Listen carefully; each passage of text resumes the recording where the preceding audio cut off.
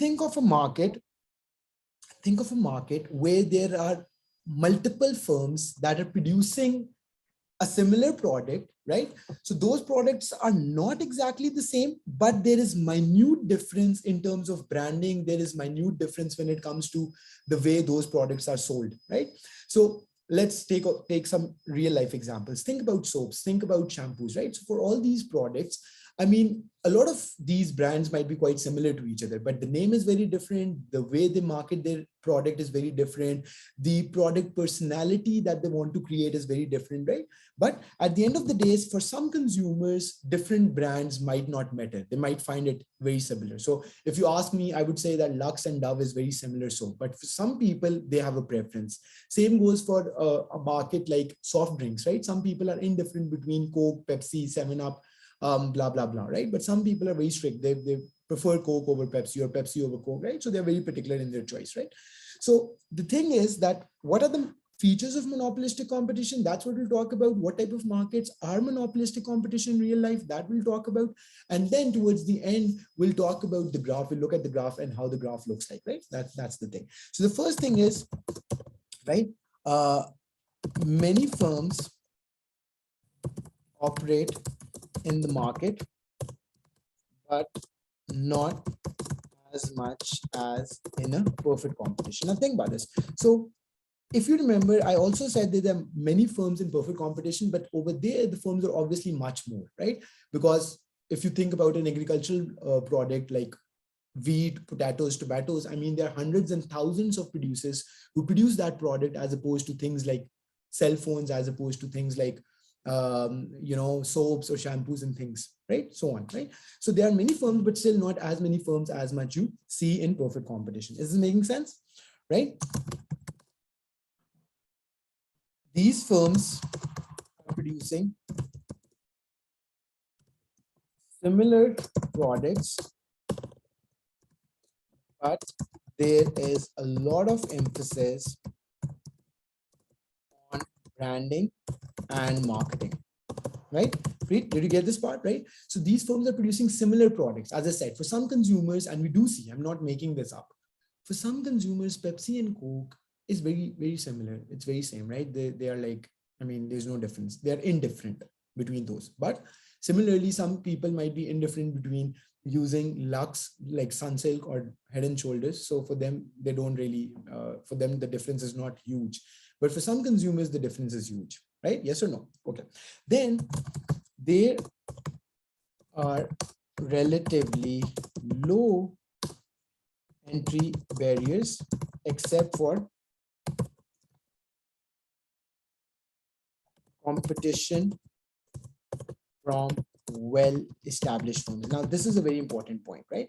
Now, the idea with monopolistic competition, Preet, is that the entry barriers are not too difficult to overcome, right? So it's not that for a new firm, it's very difficult to enter. Unlike, just like we saw in Monopoly, it's very difficult for the new firms to enter in Monopoly, because the entry barriers are very high, because either those are patents protected or it is the government organization that doesn't allow the private firms to operate, right?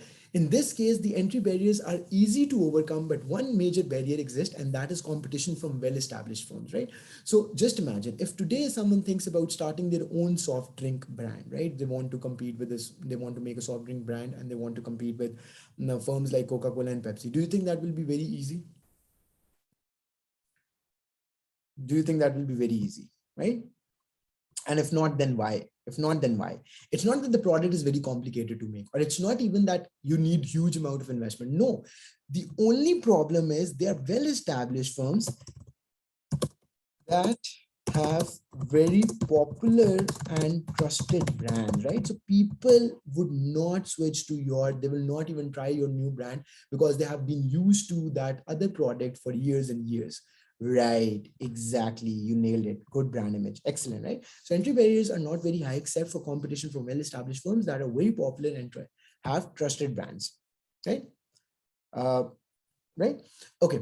Then comes in the idea that what about the price? Are the firm are the firms price takers or price makers? Now, this is a very, very, very important point, and let me explain you. Firms have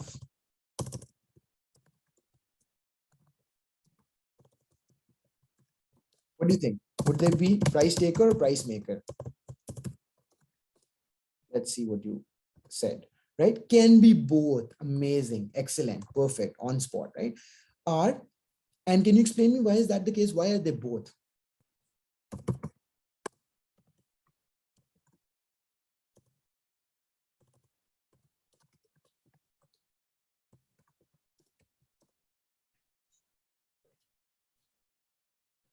Right? Firms in monopolistic competition can be both price maker and price taker, right? So I was asking you the reason for this, because there are other firms making similar products, right? Which means that you cannot charge very high price,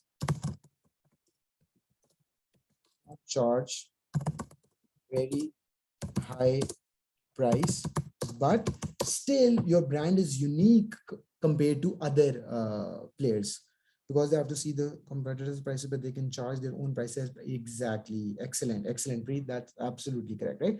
But they cannot charge very high prices. But since it is a unique brand, therefore, consumers might be willing to pay a higher price. Let me give you some real life examples. Therefore, consumers might be willing to pay a higher price. Please just give me a second.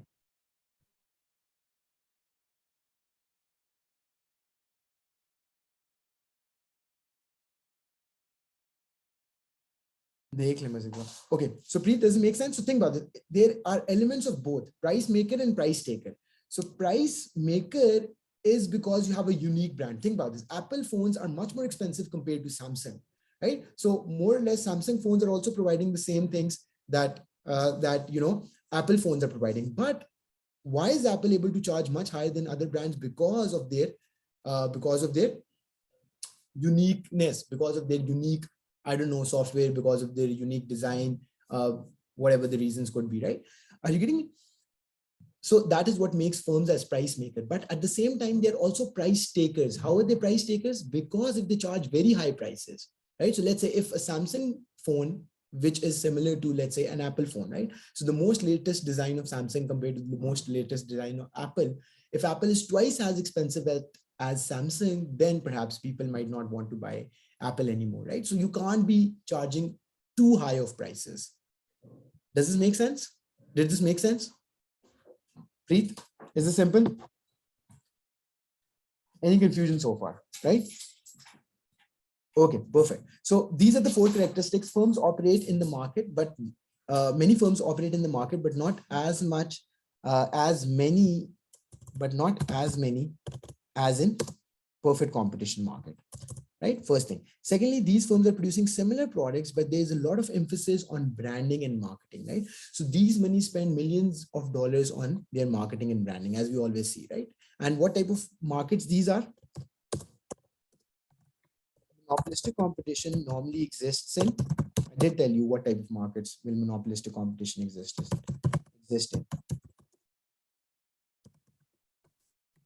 Exists in consumer markets like clothing, cosmetics, what else? Food, right? Or a better word would be, processed food, not simple food, processed food, and so on, right? Does it make sense, right? Then another characteristic of monopolistic competition, that entry barriers are relatively low, but you have a lot of competition from well-established firms which have trusted brands and popular brands. And the last was that monopolistic firms can be both price maker and price taker. So they are a taker because if they charge very high prices, then people will stop buying their product. And right. And how are they price maker? Because still at the end of the day, they have a unique brand. So let's say if Sunsilk is more expensive than Head and Shoulders, so Sunsilk might be targeting a different audience, which might be willing to pay a higher price. Okay. Now, this being said, Preet will directly move on to the graph and we'll see how the graph of monopolistic competition looks like. Now, again, you will have two scenarios, right? Short run and long run. In the short run, what happens? The graph will look like very similar to monopoly. The graph of monopolistic competition would look very similar to monopoly, but obviously there is a difference, right? So first of all, you have to just draw a simple graph, right? Now, what will you have on the y-axis? Obviously the price and the cost, as always, and on the x-axis you have output. Easy, you good? Okay. Now, the first thing that you have to make on this graph is what? Is your demand curve. Does it make sense? Okay. Now tell me, Preet, will the demand curve be more elastic compared to monopoly or less elastic? Will the demand curve of a firm in monopolistic competition be relatively more elastic compared to monopoly or less elastic? More elastic. More elastic. Excellent, right? Because obviously in monopoly, there was only one firm. Now, at least you have multiple firms which are providing similar products, right? So right now we are looking at monopolistic competition, right? And that is short run. Monopolistic competition, short run. We got on this? Okay.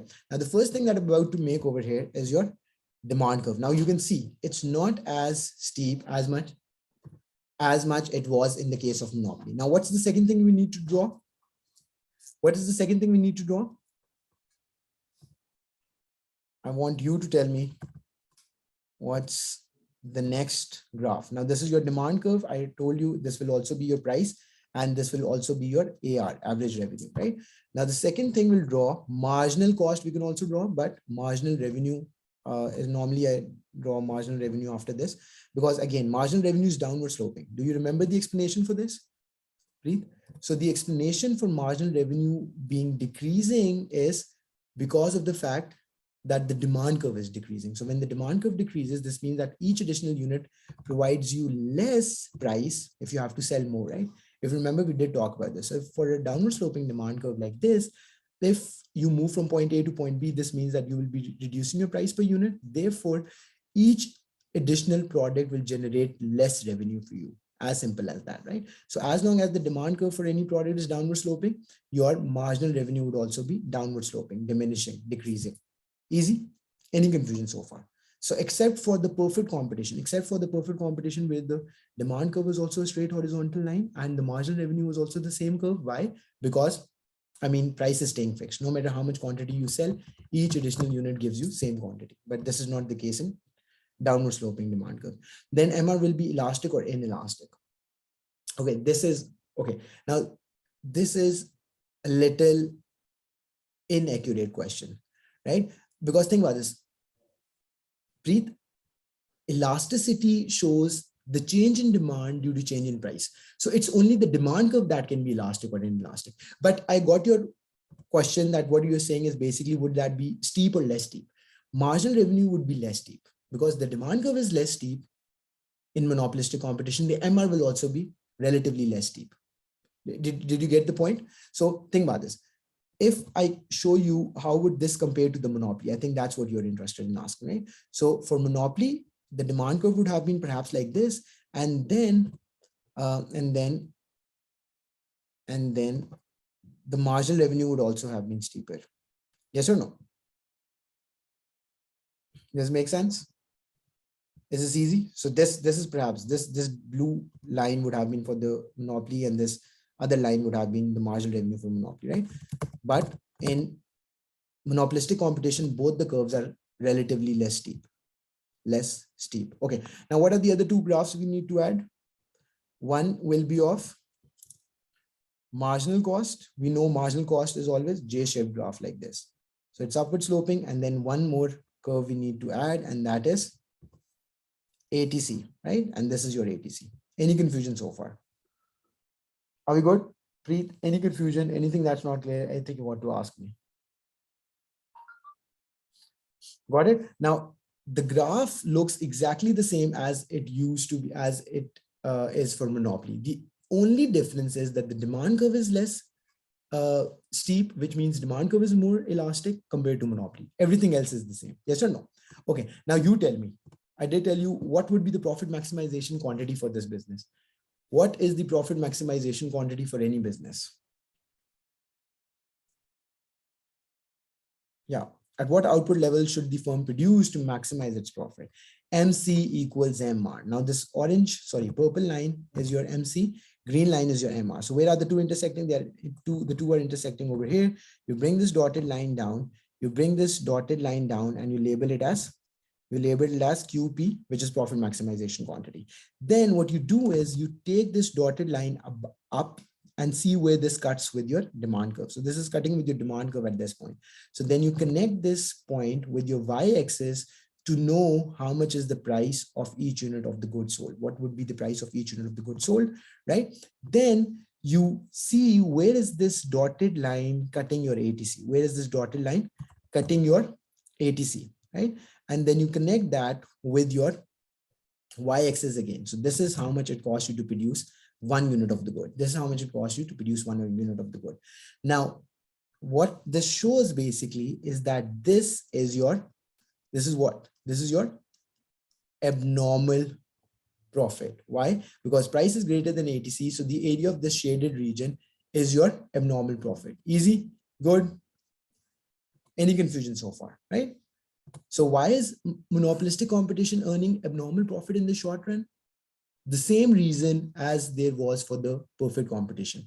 The market is huge. There are not many firms operating in the market, and therefore each firm will be able to satisfy a bigger chunk of the market demand, and therefore they will make more profit. Therefore they will make more profit. Easy? Any confusion? Right? However, it will reduce to normal competition. Sorry, it will reduce to normal profit in the long run. Right? It will reduce to normal profit in the long run, but that we will see tomorrow, right? Okay, so Preet, today I have to run somewhere, so we will try to, keep it short, but let me do a quick recap of what we have done over here. Tomorrow, hopefully, we will not only complete off with the long run equilibrium for monopolistic competition. In fact, we will also start off with oligopoly, right? So let's try to recap what we have done, because that's the main part of monopolistic competition. There's just one thing that we're left, and that is long run. So we'll do that tomorrow, inshallah. Okay, now what is monopolistic competition? It's a market structure where there are multiple firms that are producing similar products with some unique qualities, unique characteristics, right? So phones, cars, clothes, shoes. But I mean, every consumer has a particular brand that they like. Why? Because they think that that brand is offering them some unique characteristic which other brands are not offering. For some people, all the brands might be very similar. So what type of markets you will see monopolistic competition in? Consumer products. Consumer products, as I said, processed food, clothes, cars, phones, accessories, cosmetics, right? So consumer products, right? Day-to-day use products. So there are many firms in the market, but not as many as you see in perfect competition. First thing, these products are similar in nature, similar producing similar products, right? But just a second, products, but there is a lot of emphasis on branding and marketing. So no one firm will claim that we are similar to the competitor, right? They will say that we are very unique, we offer this, we offer that, blah, blah, blah, all these things, right? Okay, and what markets monopolistic competition exists in? We have already talked about clothing, cosmetics, food, and so on. There are relatively lower entry barriers, which means, and that is the reason what we'll discuss tomorrow, that since entry barriers are low, that's why in the long run, you see more firms entering. Since entry barriers are low, that's why you see in long run, more firms entering. And that is what reduces the profit from abnormal to normal. Yes or no, right? But what's one major competition? One major challenge, one major entry barrier that exists in monopolistic competition is, competition from well-established firms. So if they're already well-established firms like Coke, Pepsi, then you can't expect many new firms to enter. Yes or no? And last of all, firms in perfect competition are both price maker and price taker. So they can set their own prices, but if their prices are too high, then consumers will stop buying their products. So let's quickly look at this graph one more time that we've drawn, right? So what we said is that first thing that you need to know, that the demand curve will be downward sloping just like the monopoly, but it will be less steep. So the demand curve in monopolistic competition will be less steep because there are relatively more firms that are producing this product. So this is your downward sloping demand curve. This is your price. This is your AR. Easy. Then to the left of that would lie your marginal revenue. Sorry, right? To the left of that would lie your marginal revenue like this. Easy. Okay. Now then, okay. Then what's the next thing that you need to draw? Your